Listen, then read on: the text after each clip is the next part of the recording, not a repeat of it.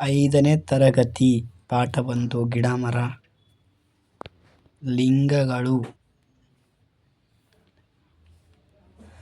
ಪುಲ್ಲಿಂಗ ಎಂದರೇನು? ಗಂಡು ಎಂಬ ಅರ್ಥದಿಂದ ಬಳಸುವ ಪದಗಳು ಪುಲ್ಲಿಂಗಗಳು. ಪುಲ್ಲಿಂಗ ಎಂದರೇನು? ಗಂಡು ಎಂಬ ಅರ್ಥದಿಂದ ಬಳಸುವ ಪದಗಳು ಪುಲ್ಲಿಂಗಗಳು. ಸ್ತ್ರೀಲಿಂಗವೆಂದರೇನು? ಸ್ತ್ರೀಲಿಂಗ ಎಂದರೇನು? ಹೆಣ್ಣು ಎಂಬ ಅರ್ಥದಿಂದ ಬಳಸುವ ಪದಗಳು ಸ್ತ್ರೀಲಿಂಗಗಳು.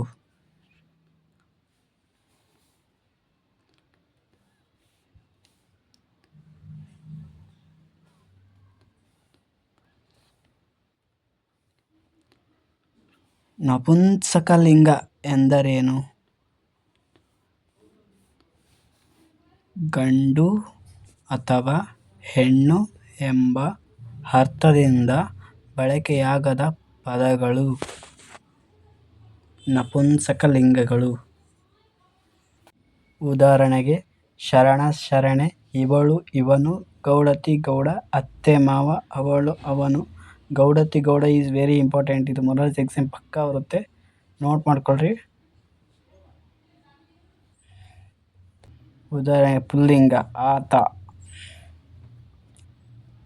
ಆತ, ಅಣ್ಣ, ತಾತ, ಗೆಳೆಯ. ಸ್ತ್ರೀಲಿಂಗ ಅರಸಿ, ಗಂಗೆ, ತಾಯಿ, ರಾಧೆ.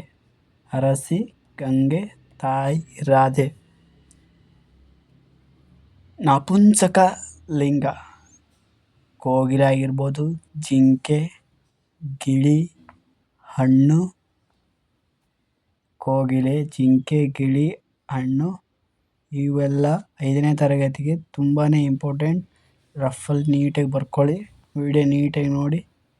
ಇಷ್ಟ ಆದರೆ ಲೈಕ್ ಮಾಡಿ, ಶೇರ್ ಮಾಡಿ, ಕಮೆಂಟ್ ಮಾಡಿ. ನೆಕ್ಸ್ಟ್ ವಿಡಿಯೋ ಸಿಗೋಣ. ಬಾಯ್.